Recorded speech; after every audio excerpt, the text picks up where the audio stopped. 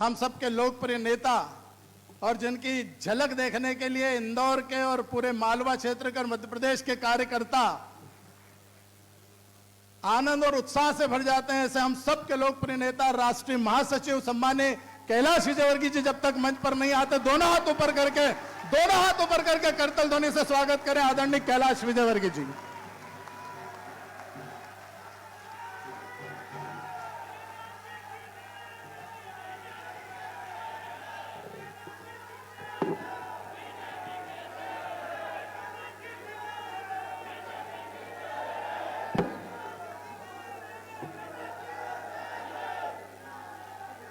बोलिए भारत माता की, भारत माता की। धन्यवाद। आपके जोश और उत्साह को दोनों को मैं दोनों हाथ जोड़ के प्रणाम करता हूं, अभिनंदन करता हूं।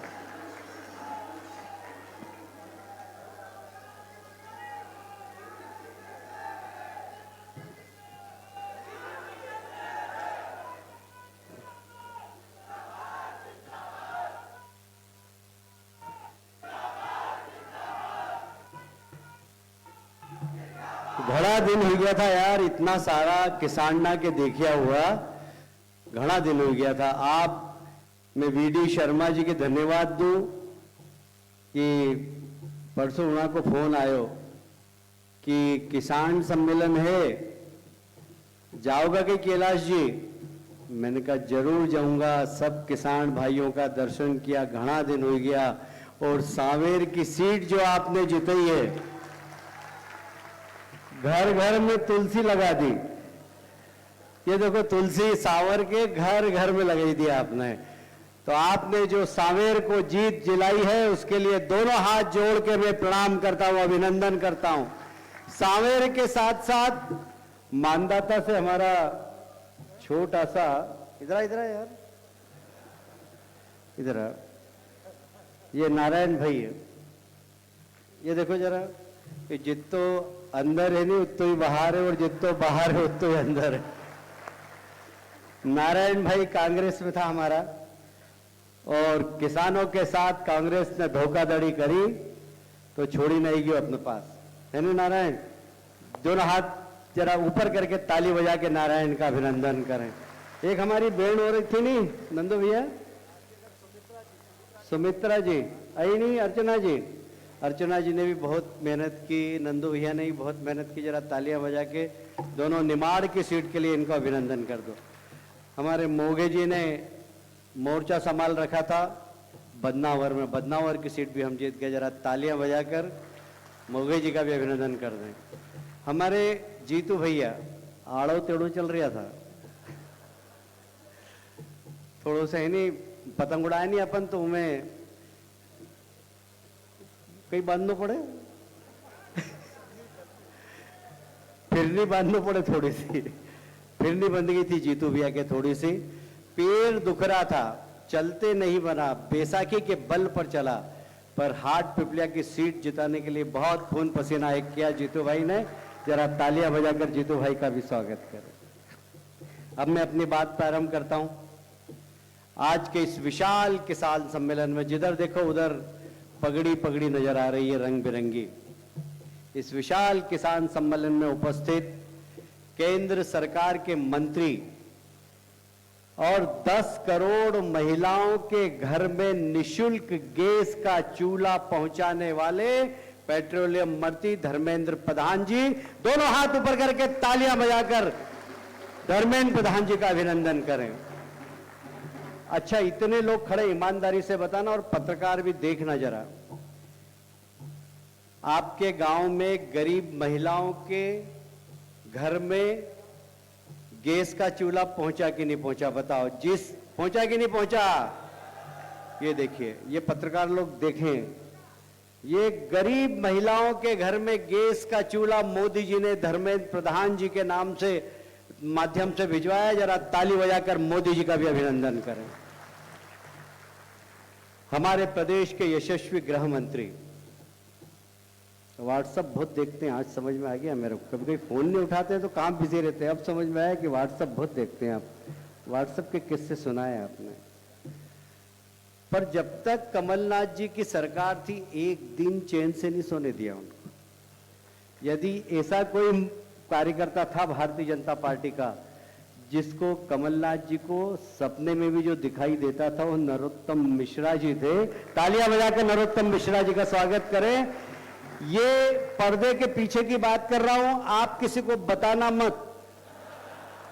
मैंने आज तक किसी को नहीं बताई, पहली बार इस मंच पे बता रहा हूं कि कमलनाथ जी की सरकार गिराने में यदि महत्वपूर्ण भूमिका किसी की थी तो नरेंद्र मोदी जी की थी, धर्मेंद्र प्रधान जी की नहीं थी।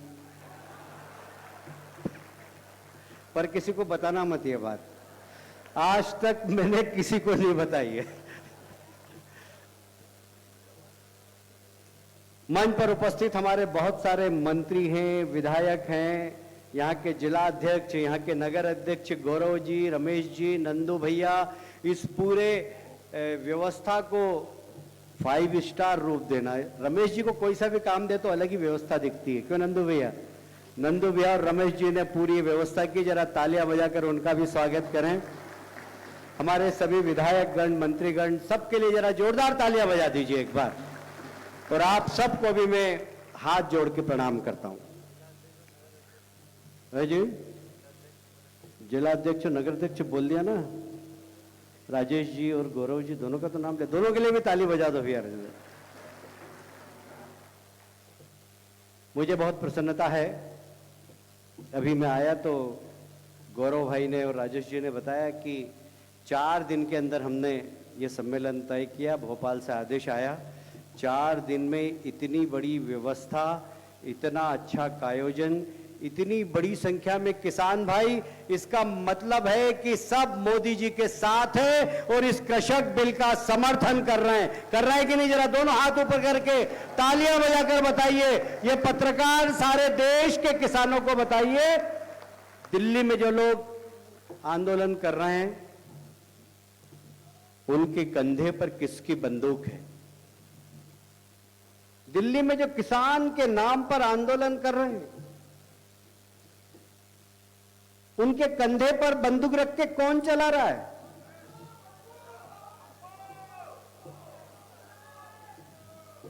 पप्पू चला रहा है। अरे पप्पू के साथ बहुत सारे लोग हैं मित्रों। वो एक कजाड़ी वाले, क्या नाम है उसका, दिल्ली का, ये सारी फौज जो सीए के विरोध में थी, ये सारी फौज जो राम मंदिर के विरोध में थी, बोलिए जय जय श्री राम। जोर से जरा अयोध्या तक आवाज पहुंचनी चाहिए, जय जय श्री राम। ये राम मंदिर का विरोध करने वाले लोग हमारे देश की सीमा से पाकिस्तान के घुसपैठिए आए, आतंकवादी आए, हमारे सैनिकों का सिर काट के ले जाएं, हमारे सैनिकों को मार के चले जाएं, वो सरकार कुछ नहीं बोलती थी। किंतु मोदी जी की सरकार ने कहा ये एक मारे तुम 10 मारो। जब सर्जिकल स्ट्राइक करके मोदी जी की सेना आती है तो ये सारी टीम जो किसानों के कंधे पर रखकर बंदूक चला रही है, ये मोदी जी से प्रश्न पूछती है, सेना की बहादुरी पर प्रश्न चिन्ह लगाती है। क्या इन लोगों को, देश की जनता को माफ करना चाहिए क्या? अरे आप नारा लगा रहे थे अभी, जय जवान, जय जवान, जय जवान। डॉक्टर मुरली मनोहर जोशी ने एक चीज और जोड़ी, जय विज्ञान। जय जवान, जय किसान, जय विज्ञान। जब हमारे देश के प्रधानमंत्री हमारे देश की सेना को मजबूत करते हैं, कांग्रेस के जमाने में, यूपीए गवर्नमेंट के जमाने में माइनस डिग्री में खड़े रहने वाले सैनिकों के लिए जूते तक नहीं थे, कपड़े तक नहीं थे। वहां पर सैनिक देश की रक्षा के लिए खड़े रहते थे, पर कई बार सर्दी से उनकी मौत हो जाती थी। उन सैनिकों को यदि मजबूत किया संसाधनों से, तो हमारे देश के प्रधानमंत्री ने किया। जय जवान का नारा यदि किसी ने सार्थक किया, तो हमारे देश के प्रधानमंत्री ने किया। यदि दुश्मन के सैनिक हमारे देश की सीमा में घुसकर आतंक फैलाते हैं, तो हमारे सैनिकों को भी कहा कि जाकर घुस जाओ, मार के आ जाओ, सर्जिकल स्ट्राइक कर दो, एयर स्ट्राइक कर दो, दुश्मनों को छोड़ो मत। ये साहस, ये हौसला बढ़ाने का काम किसी ने किया, तो हमारे देश के प्रधानमंत्री ने किया। इसलिए जय जवान नारे को यदि सार्थक किया है किसी ने, तो मोदी जी ने किया है। बोलिए जय जवान, जय जवान। अब मैं बात करूं किसानों की। किसान भाइयों, आप लोग अनाज का उत्पादन करते हैं, आप कपड़े खरीदने जाते हैं तो भाव कौन बताता है? कपड़े की दुकान वाला बताता है कि तुम बताते हो? कौन बताता है? कपड़े की दुकान वाला। यदि बर्तन खरीदने जाते हो तो कौन भाव बताता है? कौन बताता है? बर्तन वाला। यदि मोटरसाइकिल के शोरूम में मोटरसाइकिल खरीदने जाते हो तो भाव कौन बताता है? अरे आप उत्पादन करते हो, आप मंडी में ले जाते हो, भाव कौन बताता है? व्यापारी बताता है। ये कब से चला आ रहा है? ये अंग्रेजों के जमाने से मंडी एक्ट बना था, अंग्रेजों ने मंडी बनाई थी। अंग्रेजों ने कहा था किसान यदि अपना उत्पादन करेगा तो बाहर नहीं बेच सकता, वो मंडी में ही बेचेगा। देश आजाद हो गया, किसान आजाद नहीं हुआ था। इस कृषि बिल को लाकर किसान को आजाद करने का काम देश के प्रधानमंत्री नरेंद्र मोदी जी ने किया। क्या नरेंद्र मोदी जी ने गुनाह किया है? किसान को यदि इस बिल ने किसान को आजादी दी है, यह बिल किसान को व्यवसाय बना रहा है, व्यापारी बनाना है। यह बिल जो पहला 3 बिल है, पहले बिल में किसान को यह छूट दी है कि वह जाकर अपना उत्पादन मंडी के बाहर कहीं भी बेच सकता है। यदि एमएसपी पे बेचना हो तो मंडी में बेच दे, पर उससे ज्यादा में बेचना हो तो कहीं पर भी जाकर बेच दे। यह अधिकार यदि किसानों को मिला है तो इससे किसानों का फायदा है कि नुकसान है? मैं आपसे पूछना चाहता हूं। ये किसानों को अधिकार दिया है, ये किसानों की आमदनी डबल करने का एक माध्यम है, पर इसका विरोध किसान के नाम पर दिल्ली पे बैठे हुए लोगों के कंधे पर बंदूक रख के कुछ लोग कर रहे हैं। कौन है ये लोग? इनका चेहरा पहचानना पड़ेगा, इनका चेहरा बेनकाब करना पड़ेगा। जब देश आगे बढ़ता है, जब देश ताकतवर बनने की कोशिश करता है, तो कुछ लोग हैं जो हमारे ही देश में रहकर हमारे देश को कमजोर करने की कोशिश करते हैं। किसान भाइयों, देश की सीमा पर सैनिक खड़ा हुआ है, वह बाहर के दुश्मनों से लड़ रहा है। बाहर का दुश्मन कोई आता है तो हमारा सैनिक देश की सीमा पर खड़ा होकर बाहर के दुश्मनों से देश की रक्षा करता है।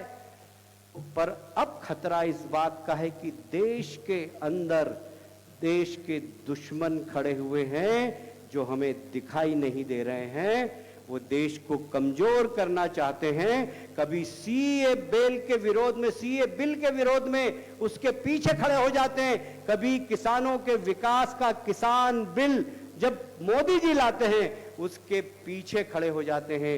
ये देश के दुश्मन नंबर 1 है। देश के बाहर के दुश्मनों को सैनिक निपटा देगा, पर देश के अंदर के दुश्मनों को कौन निपटाएगा? ये जवाबदारी हम सब की है। जो देश को दुर्भाग्य की बात है, प्रजातंत्र का रथ जब चलता है तो एक तरफ सत्ता का पहिया होता है, दूसरी तरफ विपक्ष का पहिया रहता है। प्रजातंत्र जब मजबूत होता है जब विपक्ष जवाबदार, मैं बहुत जवाबदारी के साथ एक जवाबदार राजनीतिक दल के कार्यकर्ता की हैसियत से, एक जवाबदार पदाधिकारी होने की हैसियत से मैं आरोप लगा रहा हूं कि इस देश का प्रतिपक्ष जवाबदार नहीं है, गैर जवाबदार है, गैर जवाबदार। उन्हें देश की चिंता नहीं, उन्हें कुर्सी की चिंता है, उन्हें सत्ता की चिंता है, उन्हें देश की चिंता नहीं कि देश आगे बढ़ना चाहिए। ये हमारे देश का प्रधानमंत्री है, ये हमारी भारतीय जनता पार्टी की विचारधारा है। जब देश की सबसे बड़ी संसद, सबसे बड़ी पंचायत लोकसभा में जब हमारे देश का प्रधानमंत्री चढ़ता है, सबसे पहले उसकी सीढ़ी पर मत्था टेकता है और ऊपर जाता है, जब सेंट्रल हॉल में भाषण देता है, तो हमारे देश का प्रधानमंत्री अपने भाषण में बोलता है कि मेरे लिए देश पहले है, दल बाद में। मेरे लिए देश पहले है, दल बाद में है, यह हमारे देश का प्रधानमंत्री बोलता है। पर सारा विपक्ष देश की चिंता नहीं कर रहा है। दुर्भाग्य की बात है। और इसलिए गैर जवाबदार विपक्ष होने के कारण देश में समस्या एक के बाद एक बढ़ती जा रही है। कोविड के पहले सीए का आंदोलन को भड़काने का काम इन सब लोगों ने किया था, वही लोग अब किसान आंदोलन को भड़काने का काम कर रहे हैं। और इसलिए किसान भाइयों, आप सबसे निवेदन है, जय जवान और जय किसान के नारे को सार्थकता देने का काम किया है नरेंद्र मोदी जी ने। जय विज्ञान को भी यदि सार्थकता दी है तो भारतीय जनता पार्टी के स्वर्गीय नेता अटल बिहारी वाजपेयी ने परमाणु बम फोड़कर की थी। देश के वैज्ञानिकों का सम्मान बढ़ाया था, दुनिया के सामने बताया था कि तुम ही मजबूत नहीं हो, तुम्हारे ही वैज्ञानिक मजबूत नहीं है, मेरे देश के वैज्ञानिक भी मजबूत है, ये लीजिए परमाणु बम का धमाका। हमने जय जवान, जय किसान और जय विज्ञान को सार्थकता दी है। और इसलिए मित्रों, आप सबसे निवेदन है, देश अभी आगे बढ़ रहा है, देश का नेतृत्व मोदी जी का आज दुनिया को सम्मान दिला रहा है, पर इस देश के सम्मान को कुछ लोग कहीं ना कहीं नजर लगा रहे हैं। आपको बचाना है, आपको मोदी जी के साथ खड़े होना है, आपको किसान बिल का समर्थन करना है। ये किसान बिल आपके विकास के लिए है, गांव के विकास के लिए है। और इसलिए आपके और धर्मेंद्र प्रधान जी के बीच में ज्यादा समय लेना नहीं चाहता।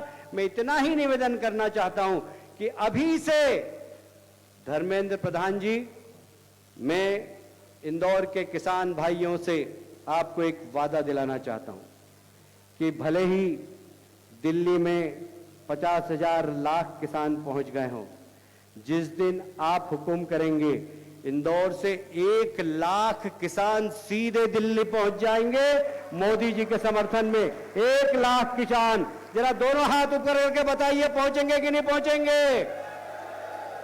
और ये बात और बता दूं, मैं कैलकुलेशन करके आया हूं, हम ट्रैक्टर से आएंगे। ट्रैक्टर से दिल्ली पहुंचने में 10 दिन लगेंगे, सिर्फ 10 दिन।